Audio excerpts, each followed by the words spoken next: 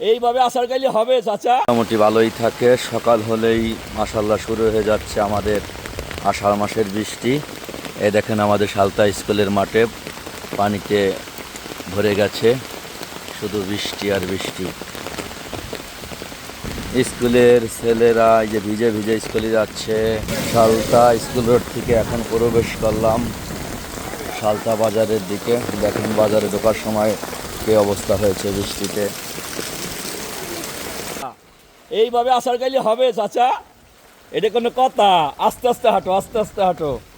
এখন চলে আসলাম, আমার এক চাচা আষাঢ় খেয়েছে। এখন চলে আসলাম আমাদের সালতা সদর বাজারে। দেখেন সদর বাজারের মেন রোডের পাশে যে স্কুলের দিকে রোডটা গেছে সেই রোডটার অবস্থা দেখেন কি একটি অবস্থা হয়ে গেছে,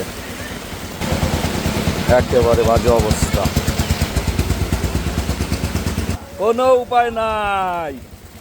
এখন চলে আসলাম আমাদের 3 রাস্তা মোড়, থানা রোড এবং স্কুল রোড এবং ফরিদপুর যাওয়ার যে মেন রোডটা সেই দিকে চলে আসলাম। এই যে এখন চলে এসেছি আমার দোকান ইতালি টেলিকমের সামনে।